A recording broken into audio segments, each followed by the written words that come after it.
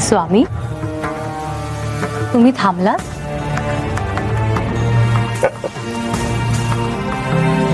आपण श्री गणेशाला आणि नंदीला आपल्या बरोबर येऊ नका म्हणून सांगितले, पण अजून सुद्धा आपल्या बरोबर कोणीतरी आहे. खरे तर स्वामी, मला सुद्धा तुम्हाला तेच सांगायचे होते, पण मला वाटले की तुम्ही त्यांना आपल्या सोबत घेणार आहात. मी चंद्रदेवांना माझ्या माथ्यावर आणि शेषनागाला माझ्या गळ्याभोवती स्थान दिले आहे. त्यांना आपल्याला इथे सोडून जावे लागेल.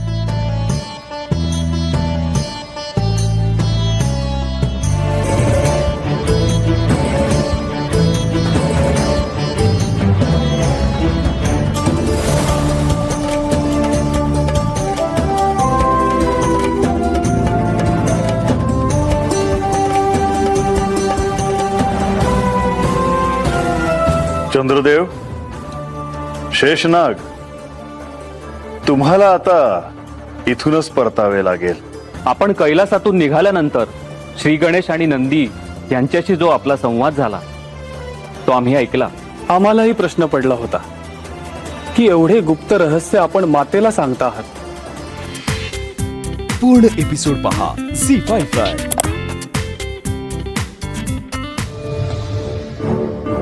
पार्वती, समोर स्थान ग्रहण कर.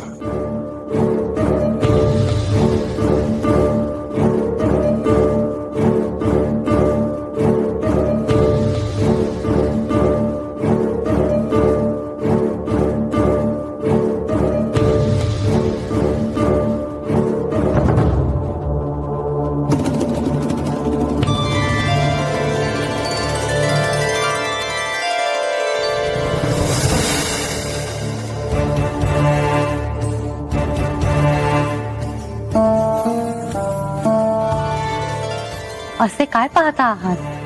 इथे दुसरे कोणीही नाही हे पाहत होतो. मला वाटते की तुम्ही सांगायला सुरुवात करावी. नाही, थांब.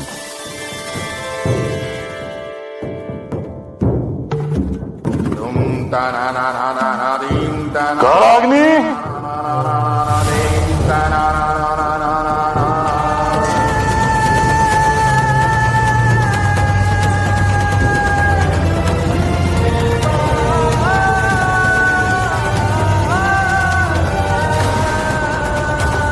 कालाग्नी,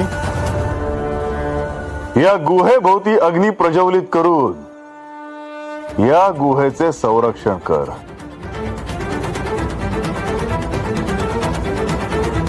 कोणत्याही जीव अथवा जंतूला आतमध्ये येऊ देऊ नको. जशी आज्ञा देवा.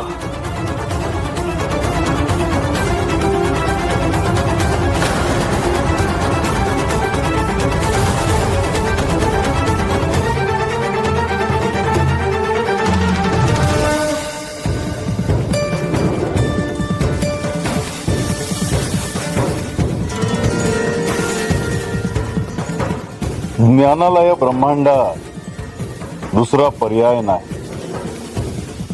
आणि ते प्राप्त करण्यासाठी गुरु शिवाय दुसरा पर्याय नाही. ज्ञान म्हणजे माहिती संदर्भ नाही. मग ज्ञान प्राप्त होण्याचे लक्षण काय? सहस्त्रधारात तेजाचा लोळ प्रकट होणे आणि सहस्त्र कमळाच्या पाकळ्यांवर आदिशक्तीचे दर्शन होणे. आदिशक्ती? आदिशक्ती म्हणजे नेमकं कोण? आदिशक्ती जिचा कधीच जन्म झाला नाही, जिला मृत्यू नाही, जिला ना आदी ना अंत. पार्वती, जर तू गुरुपदाला शरण गेलीस तर तुझ्या सर्व प्रश्नांची उत्तरे तुला मिळतील. ज्याच्या स्मरण योगाने ज्ञान उत्पन्न होत असे त्याचे स्वरूप तुला समजून घ्यायचे आहे. आणि ज्ञान ही शक्ती आहे, ती ओळख. स्वामी जो ज्ञान शक्तीचा तत्वाला भूषवी बहु भक्ती मुक्तीचा ही दाता वंदू त्या गुरु राजया. स्वामी, ज्ञानाचे मूळ काय आणि मुक्ती म्हणजे काय? ज्ञानाचे मूळ श्रीनाथ, पूजेला सद्गुरुपाद, मंत्र हे सद्गुरु आज्ञा, मुक्ती ही सद्गुरु कृपा. तुम्ही माझे आराध्य आहात, तुम्ही माझे दैवत आहात, माझे पती देखील आहात. मग या गुरुपदाचे महत्व काय? गुरु आदी अनादी, सद्गुरु श्रेष्ठ दैवत, गुरुहून अधिक न काही, वंदू त्या गुरु राजया. आज जेजुरी गडाच्या कडेला काहींना महादेवांच्या एका रुद्राचे दर्शन होईल. ते कसं काय? श्री महादेव जेव्हा पार्वती देवींना घेऊन हिमालयाच्या त्या गुहेत गेले होते तेव्हा त्यांनी तिथे त्यांच्या एका रुद्राला बोलावले होते. त्याचे नाव कालाग्नी. भविष्यात जी गुहा अमरनाथची गुहा म्हणून प्रसिद्ध होईल त्या गुहेच्या कडेला त्यांनी कालाग्नीला संरक्षक म्हणून उभे केले. कालाग्नीनं त्याचं कार्य योग्यपणे पार पाडलं, परंतु तरीही ते सत्य बाहेर पडलंच. हीच शिवलीला आहे. म्हाळसा देवींना आज त्या सत्याचा अंश कळणार आहे. परंतु कालाग्नीचं दर्शन कोणाला होईल? नंदीला होऊ शकेल. आणि बानूला? तिने त्या क्षणी गडाच्या दिशेला पाहिलं तर. कारण या कथेच्या निमित्ताने आज कालाग्नीचे जेजुरी गडावर आगमन झाले आहे. परंतु बानूला ह्याचा अर्थ कसा कळेल? नारद मुनी आहेत आज बाणाईच्या वाड्यावर. कधी कधी असं वाटतं श्री खंडेराय आणि नारद मुनी काही गोष्टी आधीच एकत्र ठरवतात की काय? ह्या जीवाशिवाच्या गोष्टी आहेत. त्या ठरवल्यासारख्या वाटतात, परंतु त्या तशा नसतात. तो शिवलीलेचाच प्रताप आहे. याचा अर्थ हा एक निर्णायक क्षण आहे. होय, श्री खंडेरायांनी ठरवलं आहे म्हणजे नक्कीच काहीतरी घडणार.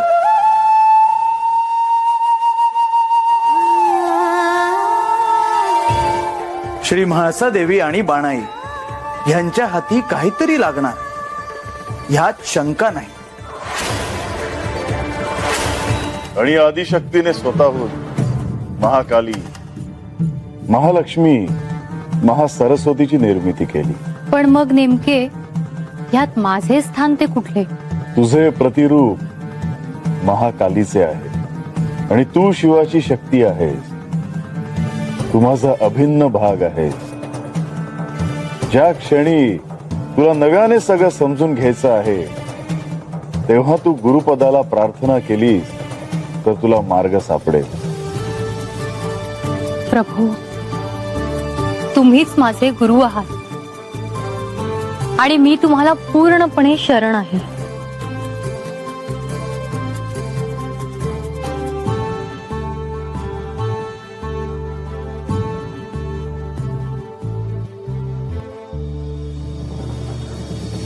सद्गुरु भक्तीने मुक्ती, ज्ञाना वाचूनही मिळे. सद्गुरु नाही सामान्य, गुरु मार्गी ही शिष्य तो. कळेना गुरु सेवेचा मार्ग मानव योनीला. देवी किन्नर गंधर्व, पितरा अमरांद्रिका. असो ते देव गंधर्व किंवा पितर यक्षही, नाही मुक्ती तया जे का गुरु सेवा परांगमुख.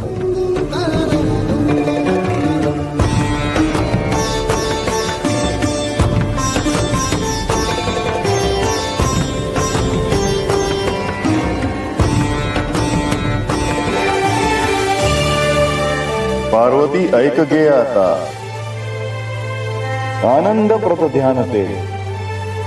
सर्व सौख्यासी जे देई, भुक्ती मुक्ती ही आदरे. निराकारे निराभासी, नित्य शुद्ध निरंजन, नित्य बोध चिदानंद गुरु, ब्रह्म नमो सदा.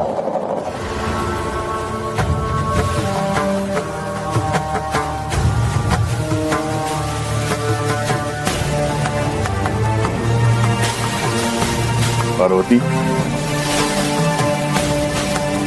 हे ज्ञान आणखीन कुणाला तरी मिळाले आहे. पण आपल्या दोघांव्यतिरिक्त इथे कोणीच नाही.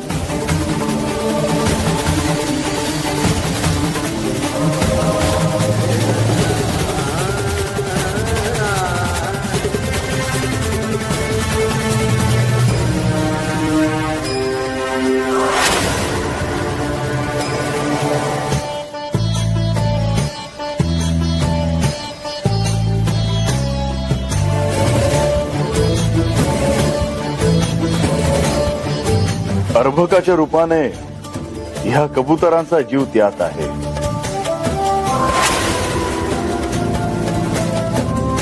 अर्भक असले तरी त्यांनी ते ज्ञान श्रवण केले आहे आणि त्यांना अमरत्व प्राप्त झाले आहे. मासा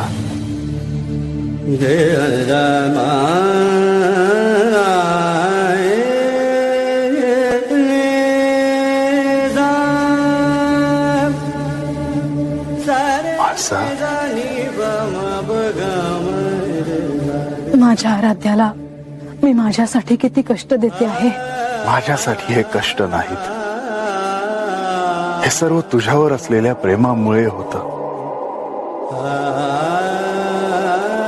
मला आज तुमचे वेगळेच रूप बघायला मिळाले.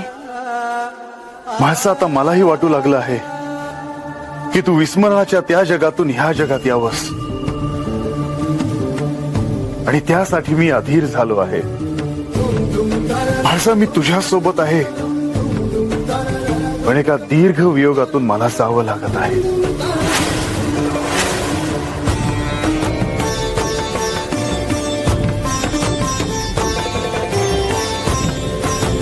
मासा, काय झाले?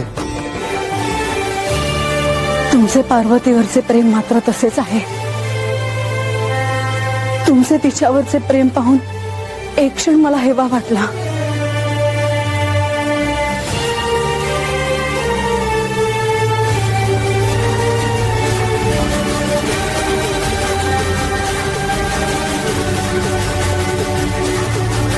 माझा प्रेमाची तुलना करू नकोस. हो ना, मग मला पार्वतीला भेटायचे आहे. हो, मला पार्वतीला भेटायचे आहे. पण का? कशासाठी? तुमच्यावर माझ्यापेक्षा कोणी जास्त प्रेम करत असेल यावर माझा अजूनही विश्वास बसत नाही. ती तुम्हाला इतकी प्रिय आहे की ती अजूनही तुमच्या स्मरणातून जात नाही. हे कसं शक्य आहे हे मला बघायचे आहे, विचारायचे आहे तिला.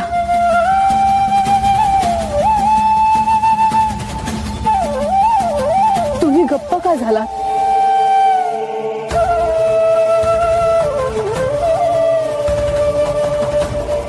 मी काय बोलू? मी तुमच्याकडे कुठलीही दिव्य भेटवस्तू मागितली नाही. पण तू जे मागत आहेस ते मी तुला कसे देऊ? का? ती कुठल्या दुर्गम भागात राहते का? की वेगळ्याच विश्वात राहते ती? एक वेळ तिच्यापर्यंत पोहोचणे माझ्यासाठी अवघड आहे, पण ती जिथे कुठे असेल तिथे तुम्हाला तिच्यापर्यंत सहज पोहोचता येईल. तिच्यापर्यंत मला पोहोचणंच अवघड झालंय माळसा. तुम्ही माझी एवढी इच्छा पूर्ण नाही करू शकत? मला ते नाही करता येणार. माझ्या प्रश्नांची उत्तरं मला तिच्याकडे मिळणार आहेत असं मला वाटतं, आणि या निष्कर्षापर्यंत पोहोचण्यासाठी मला इतकी प्रतीक्षा करावी लागली आहे. मला आता तिला भेटायचेच आहे. मी हे नाही करू शकत माळसा.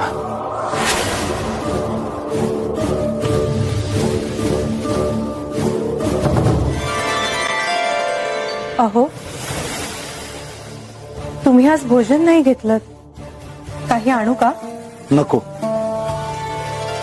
आपण माझ्यासाठी थांबू नये. कसला एवढा विचार करता आहात? देवी, मला तुम्हाला एक महत्वाचे सांगायचे आहे. आख्यान सुरू होण्यापूर्वी तुम्ही श्री म्हाळसा देवींना भेटू नये. का? त्याने काय होईल? मी तुम्हाला हे सांगतो आहे कारण म्हाळसा देवी तुम्हाला असा प्रश्न विचारतील की ज्यामुळे काय बोलावं हा तुम्हालाच प्रश्न पडेल. श्री खंडेरायांनी त्यांना अमरनाथची कथा सांगितली, त्याचा हा परिणाम आहे का? होय. आता श्री म्हाळसा देवींना हा प्रश्न पडला आहे की पार्वती देवी कोण आहेत. परंतु त्यांना हे आत्ताच कळणं अपेक्षित आहे का? काय अपेक्षित आहे हे आपण नाही ठरवू शकत, परंतु आपण त्यांना काही सांगायचे देखील नाही. मग आपण काय करायचं? आख्यानापर्यंत तुम्ही त्यांना भेटू नका. हो, परंतु आख्यानात त्या हा प्रश्न विचारतीलच. तिथे त्यांना कोण अडवणार? तिथे प्रत्यक्ष श्री खंडेराय असतील, श्री गणेश असतील. आपण हस्तक्षेप करण्याची वेळ येणार नाही.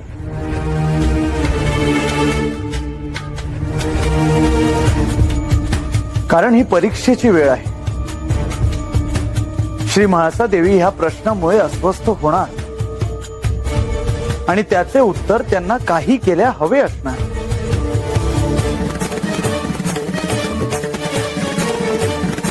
परंतु मग तुम्ही काय ठरवलं आहे? कारण ह्यातून मार्ग कसा काढायचा हे श्री खंडेराय तुम्हाला विचारतील. काय सांगायचं ह्याचा मी अजून विचार करतो आहे. परंतु काहीतरी मार्ग काढावाच लागेल. मला असं वाटतं की शंका निरसन श्री गणेश करणार आहेत. त्यांनीच हे संकट दूर करावं. होय, परंतु त्यावेळी ते काय भूमिका घेतायत ह्यावर सगळं अवलंबून आहे. कधी कधी त्यांना त्यांच्या मातेचं दुःख पाहवत नाही आणि अशा वेळी ते काय म्हणतील असा मला प्रश्न पडतो. आपण आख्यानाची वाट पाहू, तेव्हा काय होतंय हे कळेलच. मी म्हाळसा देवींना भेटणार नाही किंवा त्यांना काही सांगणारही नाही. परंतु त्या इथे आल्या तर काय करायचं? तसं झालं तर मी बोलेन त्यांच्याशी, परंतु त्या इथे येतील असं मला तरी वाटत नाही.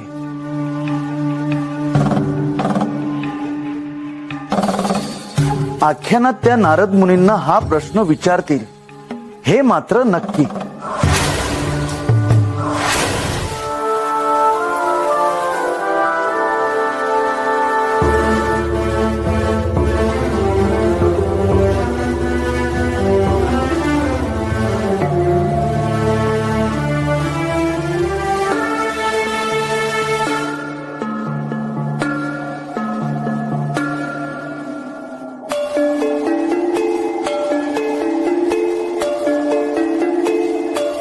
गणेश, तू?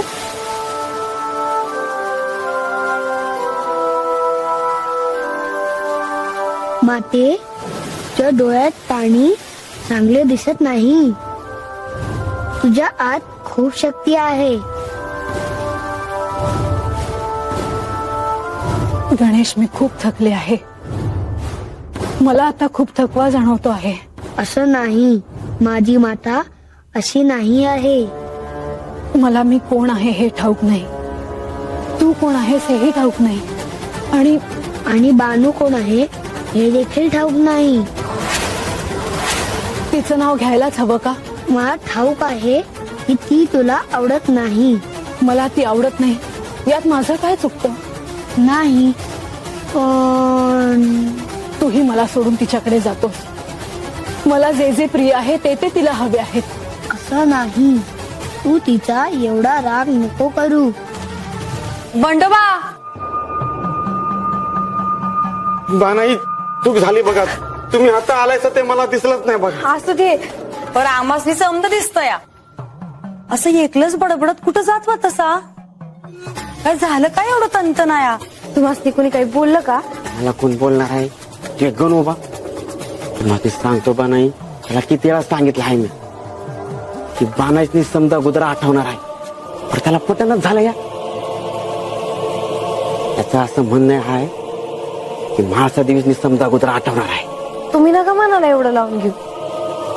देवांच्या मनात जे आहे तेच होणार आहे. की गावामध्ये बऱ्याच लोकांनी असं वाटतं या तुम्हाला समजा लवकर आठवणार आहे. बरे यो गणोबा आणि त्याच्यासारखी लई जण आहेत की त्यांचं असं मत आहे की महासा देवीसनी अगोदर आठवणार आहे. तुम्ही एवढं मनाला कशा पै लावून घेताय तेच मला समजना झालंय. व तुमच्या पत्र अजून आलं नसल बा नाही. गावात समजे जण हेच चर्चा करत असतात बघा. बर समजा आलं वय राज्यसभेत. हा लोक येत होती. प्रधानजी आणि लक्ष्मी देवी राजसभेत पोचले ती आणि देव आणि देवी बी आता पोचत्या. होय का? आम्ही बी निघतो आता. हा चल म्हणजे. अहो अजून श्री खंडेराय आणि म्हाळसा आलेले नाहीत. आणि आख्यान सांगायला अजून नारद मुनी देखील आले नाहीत.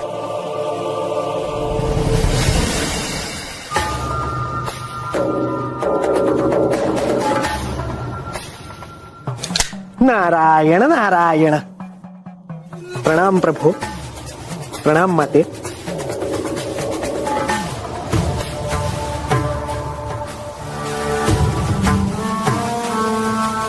यावं मुनिवर, आम्ही आता तुमच्याविषयीच बोलत होतो.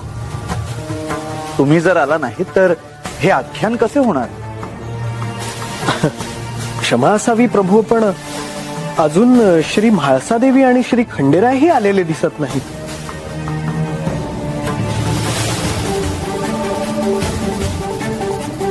आणि तुमची शिष्या बानू देखील अजून यायची आहे.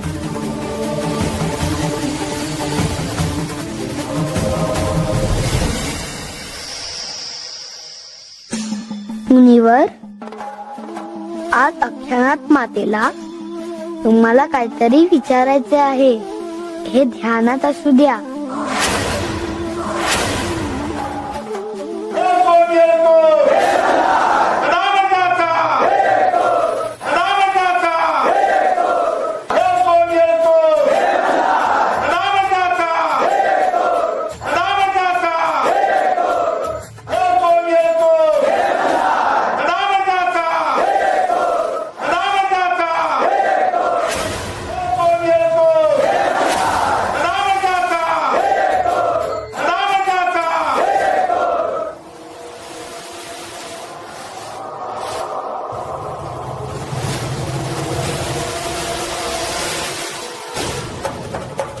मुनिवर, आज मला आख्यान सुरू होण्यापूर्वी काही विचारायचे आहे.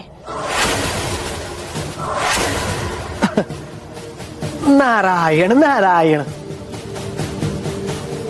देवी, तुम्हाला काही विचारायचे असेल तर इथे सर्वजण आहेतच. आत्ताच विचारा तुमच्या मनात काय शंका आहे ती. म्हाळसा, अजून बानू इथे आलेले नाहीये.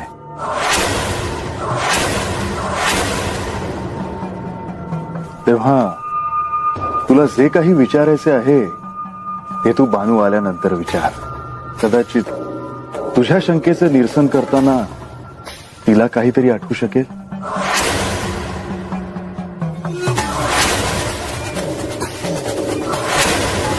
तेव्हा ना आख्यानाला सुरुवात होणे अपेक्षित आहे.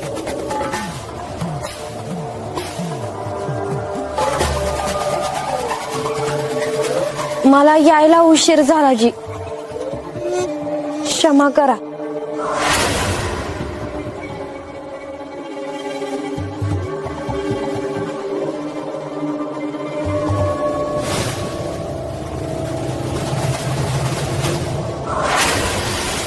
तेव्हा आता सर्वजण आले आहेत तर आख्यानाला सुरुवात करतो.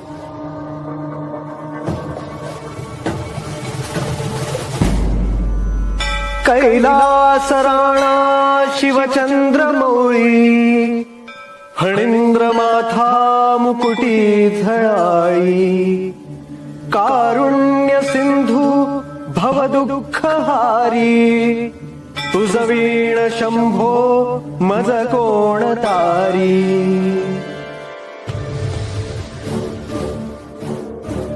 नारायण नारायण. हे प्रभू, हे माते, या अशा धर्मसंकटातून आता तुम्हीच माझी सुटका करू शकता.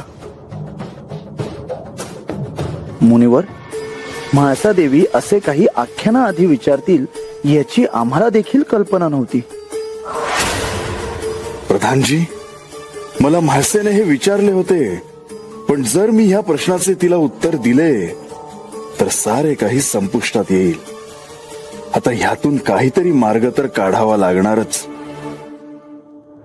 ह्या विघ्नातून विघ्नहर्ताच आता मार्ग काढू शकतात.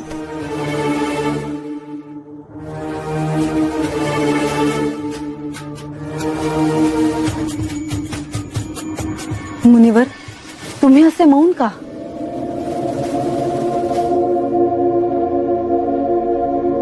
प्रणम्य शिरसा देवं गौरीपुत्रं विनायकं भक्ता वा संस्मरेन् नित्यम् आयुष्कामार्थसिद्धये.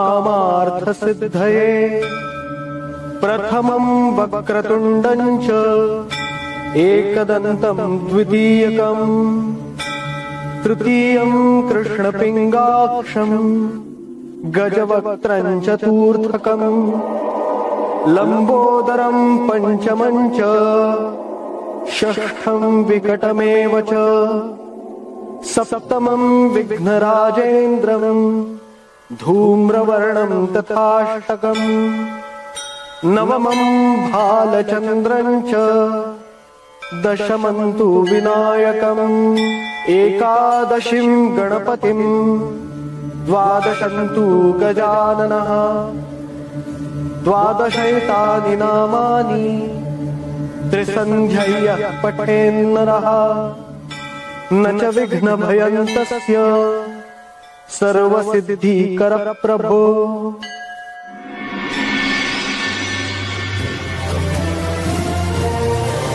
देवी, कोणत्याही चांगल्या कार्याला सुरुवात करायची असेल तर श्री गणेशांचे नामस्मरण करावे. कोणत्याही कार्याची सुरुवात त्यांच्या स्मरणाने केली की ते कार्य निर्विघ्नपणे पार पडते. भानू, ऐकलं ना बघ? वैग म्हणजे तू बी कर हे व्रत, म्हणजे तुला बी पार्वती देवीसनी भेटता येईल. वैग म्हणजे मला बी आता असं वाटतंय आम्ही हे व्रत करावं, त्यासनी भेटावं, त्यांच्या संग बोलावं. अगं, सवादरनं म्हाळसाताईंनी मला पार्वती देवींबद्दल सांगितलं आहे ना, सवादरनं मला त्यासनी भेटावं, बघावं असं वाटायला लागलं आहे बघ. ते मला अगोदरच ठावं होतं. का कुणास ठाव, तर त्यांच्याबद्दल ऐकलं आणि असं वाटायला लागलं का जसं ह्यांचा आशीर्वाद आहे माझ्या संग, तसंच पार्वती देवींचा बी आशीर्वाद आहे बघ माझ्यावर. असं वाटतंय का आज मी जे काय आहे ते त्यांच्यामुळेच आहे. कुणास ठाव, तसं बी असेल. म्हणजे तुला बी असंच वाटतंय होय? आता मी काय सांगू, म्हणजे तसं असल बी आणि नसल बी. कुणी काय सांगावं काय झालं होतं ते. आता या आख्यानातनं समध्यासनी समजणार आहे काय झालं होतं ते, तसं तुला बी समजणार आहे. आणि कुणी सांगावं, उद्याच्याला तुला असं बी समजेल का पार्वती देवींनी तुला आशीर्वाद दिला असेल. विचारती असवे महाराजासनी. नाही नाही नको. पण म्हणजे आता मला असं वाटतंय का मी हे व्रत करावं आणि पार्वती देवीसनी भेटावं.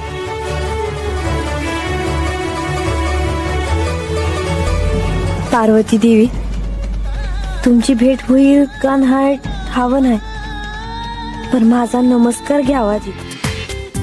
पूर्ण एपिसोड पहा झी5 वर.